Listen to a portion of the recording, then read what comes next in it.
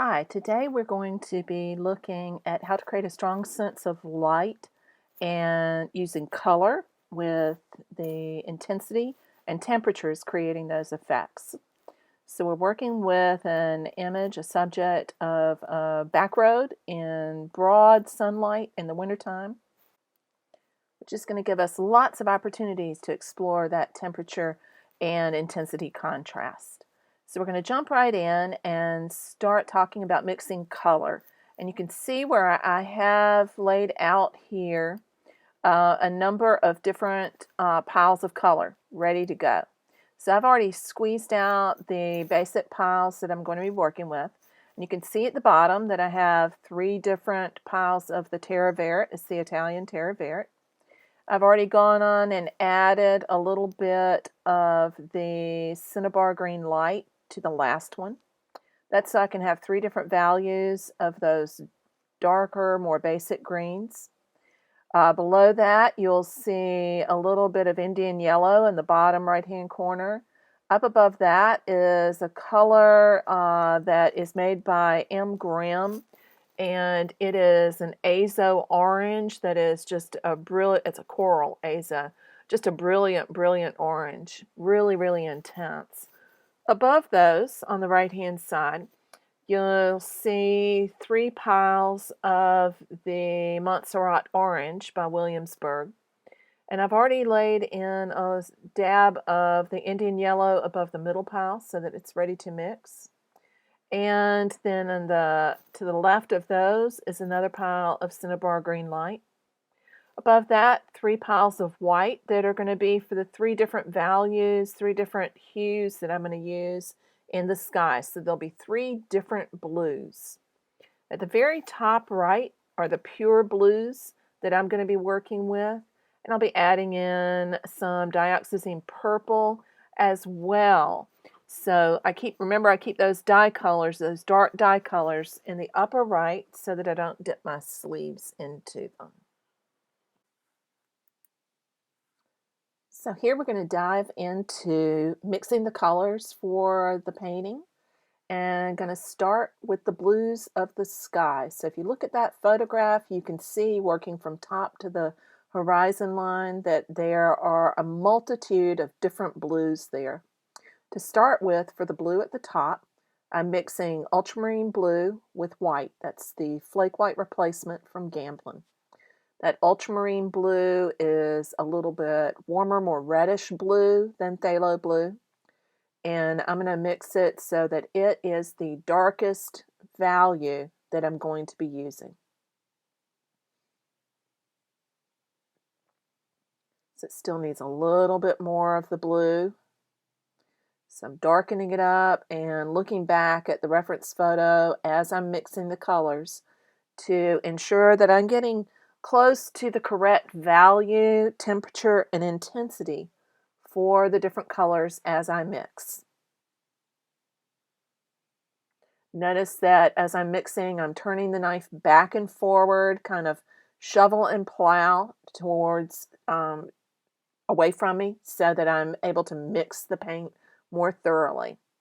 Now I'm taking some of that original mixture that I made, because I start with that darker one almost every single time, and I put a little bit of it into that middle pile of white. Mix it, wipe my knife, and then go to the phthalo blue and get a very tiny little bit of that and add that into the ultramarine blue and white mixture that I already had. What that does is it brings some of the other color into the mixture so that the colors that I'm using are going to speak to each other. So I like to talk about colors speaking to each other, talking to each other, because they have some sort of commonality. So this begins to move the blue away from being a reddish blue to being a more middle blue. I'll leave a little bit of that middle mixture on there and go to the last white pile, and that is going to end up being the lightest blue on my palette. So I'll go back and add another tiny little bit of phthalo blue to that, mix it thoroughly. Think about like when you're mixing icing. You want to have it all mixed in there together. So I'm trying to make sure I don't have little, especially with those blues, blobs of pure color in there or colors that are being mixed so that they don't just suddenly pop up in the painting. And I do a lot of wiping the knife as I go to make sure I don't end up with a whole big old mess as I go back to the pure colors. And you'll notice here that I greened that up just a little bit. I took a tiny little bit of the Indian yellow that's down at the bottom of the palette and added it to my lightest blue mixture. I'm getting ready to darken that up a little bit in a second and green up the one in the middle. So now you can see how I'm making those two on the other end relate to each other as well.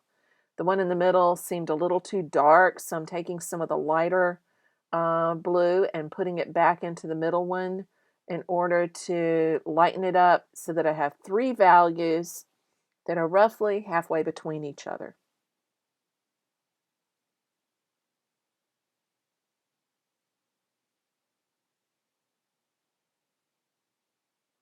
So just mix and adjust until you get those value relationships worked out and you have a distinct difference between the light, the medium, and the dark.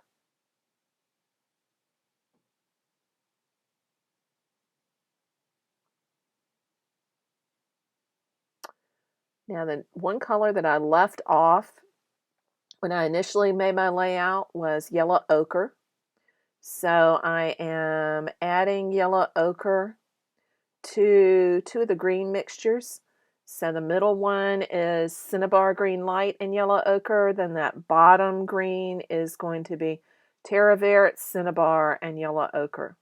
The yellow ochre acts like a yellow, but it is slightly dulled, so it's not going to be super, super intense. Now, I almost never use cinnabar green light straight out of the tube because it's one of those hyper intense greens. Instead, I'll use it modified with something else like yellow ochre or Montserrat orange. And here you see me mixing a darker warm green from the terra verte and the yellow ochre. And here you see me squeezing out some more white. Those are going to be some lavenders for the shadows and the trunks of the trees. And I needed a little bit more white for that middle value blue. Now I'm going to mix my darkest no tan color, the underlying color. And to do that, I am taking some of the dioxazine purple that is up at the top and mixing it really thoroughly in with the terra verte down on the bottom. For the middle value, I'm not going to use terra verte straight out of the tube. Remember, I said I hardly ever do that. Instead, I've taken a tiny little bit of that dark purple and added it into it to take the edge off. Now, in this middle row of whites that I want to turn into some lavenders, I'm mixing the white and the toric gray together. That toric gray is a neutral that Gamblin makes that they distribute as a freebie every year. And so it's a great neutral to start with. And I'm going to add some of that dark purpley green mix. Remember, you want to have colors that speak to each other. So I'm taking some of that dark mixture that I've already created and putting that in for the darkest one of those purple lavenders. And then added some more dioxazine violet. With what was still left on the knife, I'm going into the lighter of the lavenders and creating that color. I'm going to also warm this up a little bit. Right now, that lavender is a fairly cool color. So to warm that one up, I'm going to add some of my light green. It'll neutralize the purple and also warm it up some. So I'm going to take some of that leftover dioxazine purple and put it into the middle pile of gray to make a middle value lavender. So there, now I have three values of them, and I'm still adjusting a little bit, warming up that light one, adding a little bit of Montserrat orange to it. So orange and purple are close complements. That orange is going to cancel out some of the super intense purple and at the same time also warm it up. And I'm going to blue down the darkest of the purples. So now I've pushed them apart further, not just in value, but also in intensity. If it gets a little too intense, you can always knock it back a little bit with its close complement, which in this case was the Montserrat orange. Now to mix the three values for the reddish oranges, I am using the Montserrat orange, and then in the middle pile it's Montserrat orange and Indian yellow, and in the final pile it's Montserrat orange and the azo coral.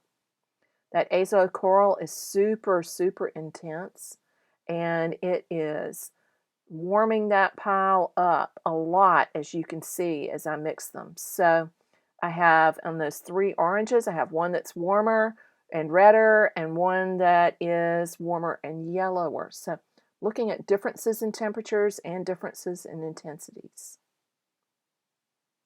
Adjusting the value of that blue. And this is one of the things that works so well about mixing your colors ahead of time, is that you can look at the overall palette and make a decision about whether you've gotten the values and the intensities and the temperatures pushed far enough apart, or whether you need some additional colors. So it's easy to make that adjustment to decide what works while you're looking at it. So you can decide you need to add a little bit more white to that lightest blue, and you haven't made that commitment of putting it onto the canvas yet. So advocating just one more time about mixing your paint ahead, it really does make a huge difference. So one of the things that I see that's missing is I need something that is a light value but still fairly intense, although the light coming in through the window is bleaching it out a little bit. So I squeezed some white down at the bottom and added some Montserrat orange to it and some Indian yellow and a little azo coral. It's really more azo coral and Indian yellow than the Montserrat. Azo coral is a really pure color. You could actually make Montserrat orange from it just by adding white. So it ends up being a light coral pink.